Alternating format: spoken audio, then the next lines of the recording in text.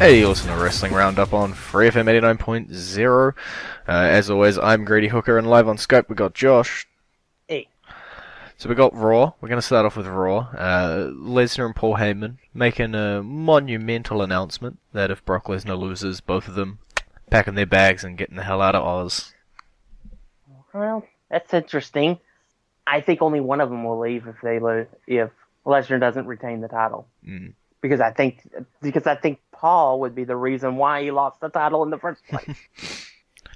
Yeah, I think with a lot of the outside WWE rumors happening at the moment, it's a little tentative. My thought process is this match would be great to get the title off of him so we can have it every week again. Yep. He can go off and go face John Jones and then come back for WrestleMania and put over whoever Paul Heyman screwed him over for. Yeah. On his way out of it at the end of his contract. Yeah, I don't know. With Brock Lesnar, it's always very, up in the air. Sometimes you just imagine he's going to hold the title for the rest of the world. Paul Heyman screws somebody over. He's like about a year overdue on it by now. Paul's been very, attached to Lesnar and only Lesnar. Most of his outside Brock Lesnar things have fallen flat on their face. And I am not talking about anyone in particular, especially not Curtis Axel and Ryback, but it'd be interesting to see a different dynamic with Heyman here, being able to ditch the Lesnar part. Yeah, I'm going out on the limb and saying he joins forces with Braun. Okay. He becomes Braun's manager. Braun becomes the champion, and then you have the babyfaces chasing Braun for a few months while he dominates the division. Then about the Royal Rumble, Lesnar comes back, costs Braun the championship, setting up the WrestleMania match, which then he puts Braun over as his contract expires. Yeah, I can see it. If we want to jump into the rumor mill, which we always try to stay a little bit out of, at least backstage, it appears as though Paul Heyman is trying to push for a Samoa Joe win here. Maybe not with the WrestleMania portion, but I can definitely see the rest of that with Joe there. I also wouldn't rule out a Royal Rumble pay-per-view appearance for Brock Lesnar as well. But I'd have to assume that if he's going to appear at both WrestleMania and Rumble, and he's going to put someone over at Mania, that he'll pick up the win, potentially in a non-title match against whoever at the Rumble. Why would he have to wrestle anybody at the Rumble? True. He could just show up. Gotta love Brock Lesnar. He could just show up and take out whoever he's going to face at WrestleMania. Despite the fact that it's always billed as the start of the road to WrestleMania, it always feels like there's still so long between it. I'm fine with planting the seeds for feuds. A lot of the time it's something happened in the Rumble match. We're gonna eventually lead this into a WrestleMania feud, but there's gonna be a little bit of build, a little bit of mystery before we get there. I very much. And then some things are just plain out blatant, like the Taker Reign stuff last year. It was pretty obvious. But there could still be more obvious, like with the Brock Lesnar attacking whoever he wants to. That would be the most obvious I think you could get, outside of legitimately just coming out and challenging someone to a WrestleMania match. But yeah, I'm definitely interested to see what's going to happen. I'm just really fingers crossed here that Brock's going to lose the title. To whether it's Braun, whether it's Joe, or whether it's Reigns, I don't really mind here. I'd prefer either of the other two, Joe or Braun. And that's not coming from an anti-Roman sentiment, that's just coming from I think the other two right now could do a lot more with it. Yeah, and it's more fun to watch Roman chase the championship anyway, right now. Well, we think so. But yeah, I think either of those are two good options, but I'm also not going to be sitting in my chair grumbling if Roman Reigns has the title. Though 70% of the internet will. The other 30 will be grumbling that he didn't turn heel in the process.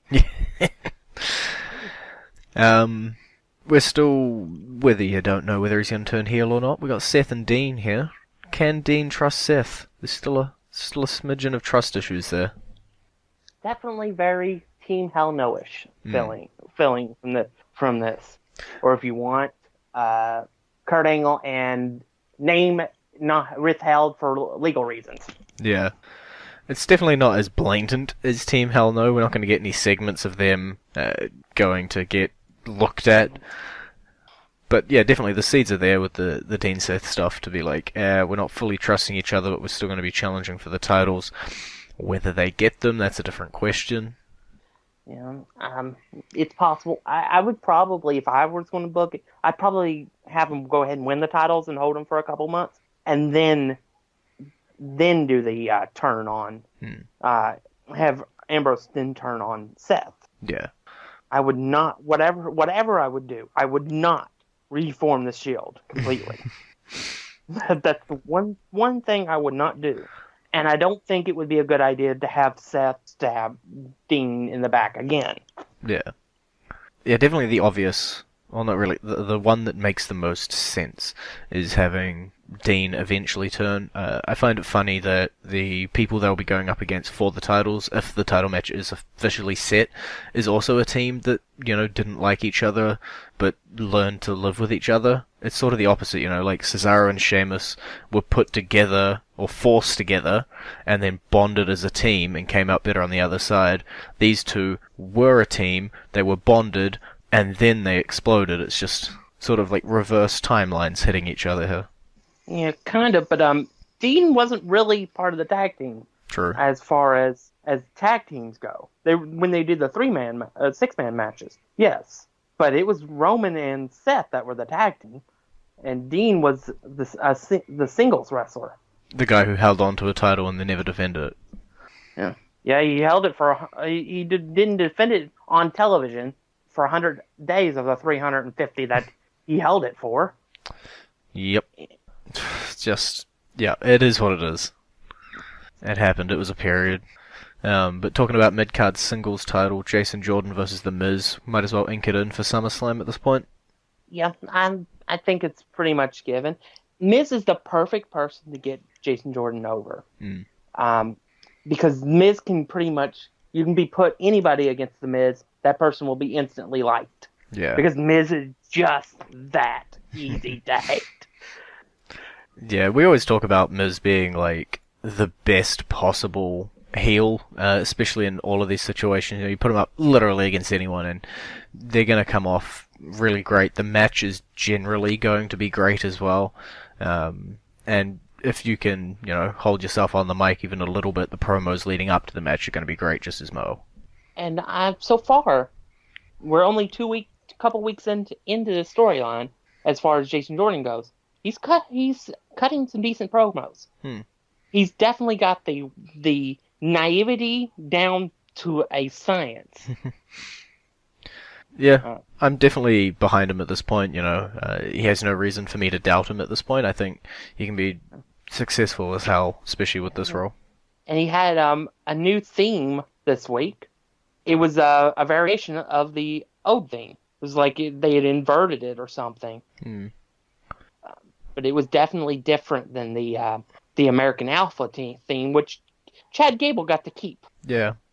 It's always a little tentative who's going to get to keep what. In the case of the Shield split, Roman just kept everything. But at least for the time being, it appears as though Gable going to keep that, and we'll see what happens with Jordan. Talking about waiting to see what happens, Revival Club Hardys. We just ink in the triple threat tag team match now. Pretty much. We may have some Woken Hardys on our hands. Whatever the heck that means. That seems so much like it's like the we don't have the trademark, so we're trying to skirt around it name of something. Like we don't have Legos, you have Legos. Yeah, it's off this whole stay woke thing or something. I forget. It's some kind of stupid meme. Gotta love those memes. But yeah, this should be a decent match. It's definitely a seem like that they are trying to turn the club. I wonder if they're doing that because they may be trying to eventually form the Balor Club. Yeah. And they don't want to turn Finn. It could definitely go either way with Finn and the club trying to get back together, or just sitting around in the fact that you need some form of tweener team here. But the club definitely have been sort of portraying the face mannerisms. Again, Finn, maybe not, we'll see. Yeah. Well, they definitely needed a face team for Raw because they lost their most popular face team. It's a case of just sitting around and seeing what we're going to get with them, but it needed to be someone, and the club are perfectly fine with that. I think they play both sides of the coin perfectly well. Let's jump on into the Cruiserweight division. Neville, Akira Tozawa, again. Yeah. Round 2. Oh! Is Tozawa going to win this time? I think so, because I think at this point now, Neville has literally done everything he can do in the division. There's short no of feuding with Enzo Amore. Just absolutely nothing left for him. Might as well drop the title at this point. Yeah, I mean, he would have held it by the SummerSlam. He would have held it by almost 6 full months at that point. So, and I think that they do need a bit of a payoff for the Titus Worldwide storyline. Yeah.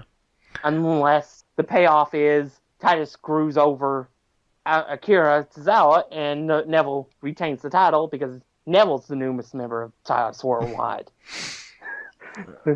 Let's not talk about that possibility.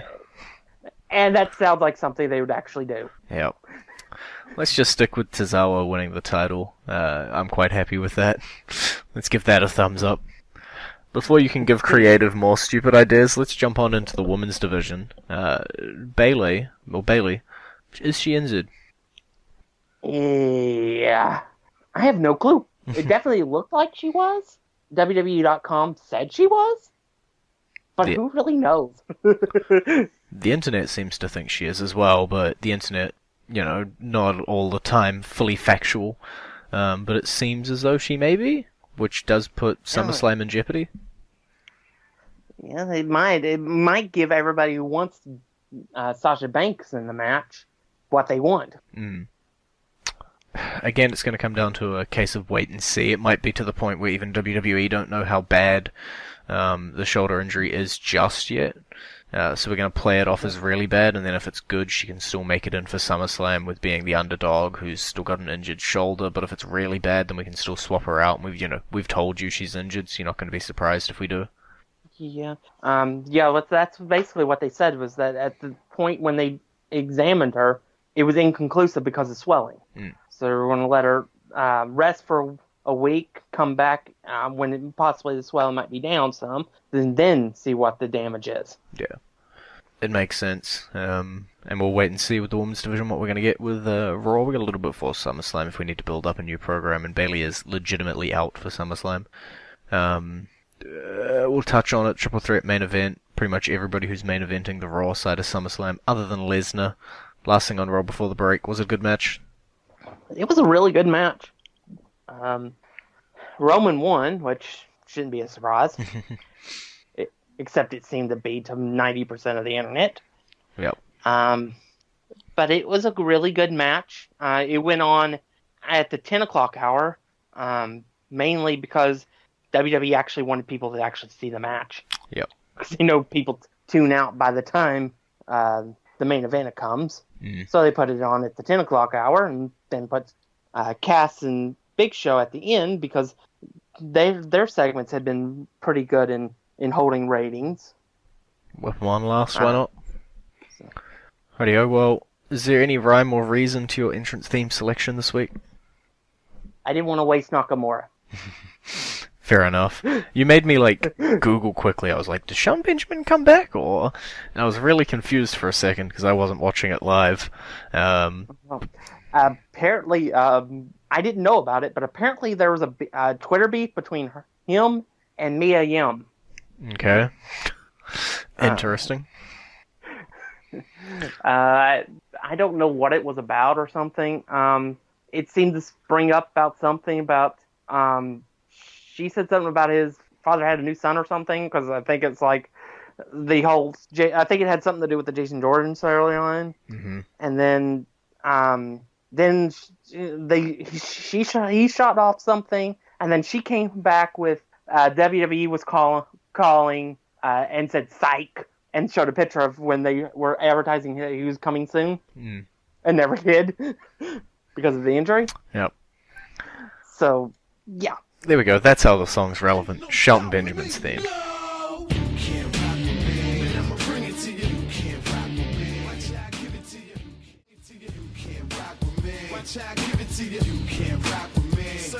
And you're back with the Wrestling Roundup, FreeFM 89.0, Grady and Josh. We're on SmackDown now, where Kevin Owens fails to win the United States Championship because of a bad referee, and ends up getting Shane McMahon as his referee for SummerSlam. Which is a different route than we expected. Honestly, I could possibly see the Kevin Owens Shane McMahon match that we were expecting at SummerSlam at Survivor Series. Yeah. But yeah, it's a very interesting. They're definitely not. They're trying their best not to recreate the AJ Shane storyline. They're trying. Not the best of trying, but they're still trying. Well, because they've at least they've deviated from the path. Personally, I think it'll be fine. I think Shane. I don't know what the obsession with Shane participating in these big pay-per-views is, but if he has to be here, I'm fine with him being a special guest ref. If it leads to an Owens-McMahon match, I'm sure it'll be fine. I won't expect it to be too spectacular as the past Shane McMahon AJ was, but it'll still probably be a fine match. And it could end up with eventually a face AJ or a face Kevin Owens. I'm fine with anything. I got a couple of notes. Let's go to the Usos play mind games. Yeah. They came out to the New Day's entrance. They did everything the New Day typically does. And then when it came time for them to come out after the at the end of the speech part, that's when their music started playing, and there was actually words in their music this time.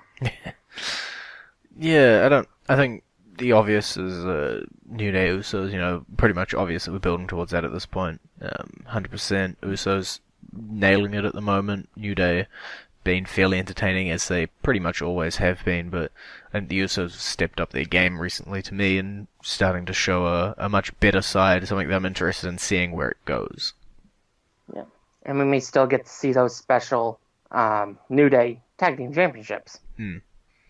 Because why not? That's what that designed. Because why not? We got a couple of women's division matches next week. We're getting Lana versus Charlotte and Naomi versus Carmella. At least there's storylines. Yeah. I am doing the last rites for Lana because she's going to get her tail handed to her again. And then she'll get her tail handed to her again by her confidant. Yeah, don't know what to call those two at the moment. Definitely not friends. And then you have Naomi and Carmella, which is obviously going to be a Money in the Bank tease. That generally happens. Before we get the Naomi Natalia match at SummerSlam. Yeah. I think most of the time now with the Miss Money in the Bank, it's just going to be nothing but teasers, This could happen, this is what the match could be if they actually had a proper match, not like a 10-second thing at the end of a match. Going back and forth, it's perfectly fine, but I'm just glad that there's at least some semblance of a couple of storylines happening here. We got the Naomi Natalia with the Carmella poking her nose in, you got the secondary with Tamina and Lana, which is also occupying Charlotte to some point. Yeah, because the person that they had been building her towards is for some reason, facing Naomi, the champion. Yeah. We'll see how that ends up. We never know at this point. Randy Orton and Rusev, they have a match at SummerSlam. Just click your fingers and it happens. Yep. That's going to happen. I don't know why. And that's all I can say about that. Yeah, it's a big case of why, but I guess both Rusev and Randy Orton need to be featured on SummerSlam. They didn't have anything definitive on their own. They got put together. Yeah, well, we certainly didn't need any variation of the gender feud with Randy Orton anymore. Yeah. I'm fine with it. They'll probably have a great match. I don't think there'll be any too much storyline implication heading into it. I think it'll just be a match, as it is. Are we ready to dig deep into the metaphors? Because we're going to talk about the Breezango segment. Now, this time they decided to parody Twin Peaks. I have not seen that show, and I did not see the segment. I will try to carry it here. Twin Peaks, very, very supernatural, lots of, hidden context clues that you won't get until you know what happens in the, next few episodes. They actually got, tweeted at by the guys who made the show and the star of the show as well, so that's pretty good mainstream media for the WWE. I think a bunch of different media organizations picked it up as well. But the metaphors that were mainly shown is that they had the Ascension there, they were laughing, but that's just a thing. One of them gave Breezango a red rose, and the other one poured maple syrup onto a log. And now everybody is confused. If this ends up being Harper and Rowan, I am going to cry. Because I don't want them to see them just default back to them being tag team partners again.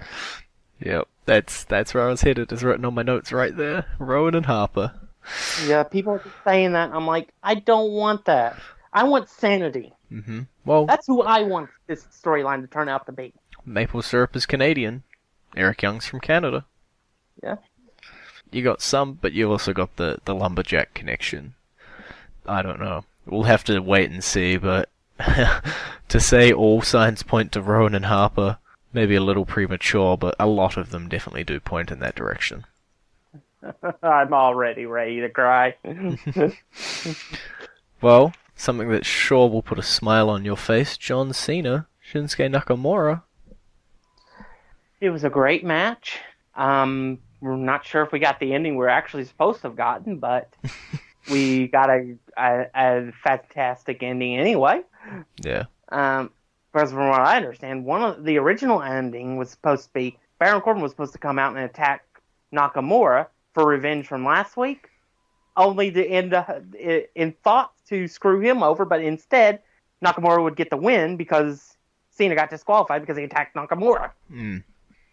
So Nakamura would still get the title match, and then that would give Cena a reason to face Corbin because basically he screwed Cena over. I think it's interesting. Instead they did an after the show thing where Corbin came down to attack them, and Cena fended them off. I'm fine with both outcomes. I think Shinsuke winning to John Cena means a lot at this point, and I think it's better the way it ended up rather than the way it was potentially meant to go. I think Nakamura, Jinder, as I said, I'm not sure on the match. Normally when you put any match on paper, I would say, that's going to be a good match or that's going to be a great match. I am not sure with these two. I've got a horrible feeling that styles are not going to blend well with these two. But I'm fine. We'll see it. I'll give it a shot before I say it's going to be horrible. Oh, you're an army of one. Maybe two, because I'll consider myself in that army too. It's definitely going to be interesting. Nakamura, I thought there were only two options. It was either Nakamura was going to win the match, or no one was. There was no way Cena was winning the match. And you got as you expected. Yep. Rightio, well, that's while the internet spent a week saying how much Nakamura was going to get buried by Cena. They already had all their shovels out. It's been great talking to you. Right. Visit our Facebook page, facebook.com/Wrestling Roundup Radio, Twitter page, twitter.com/Wrestling Radio, and we'll see you next week.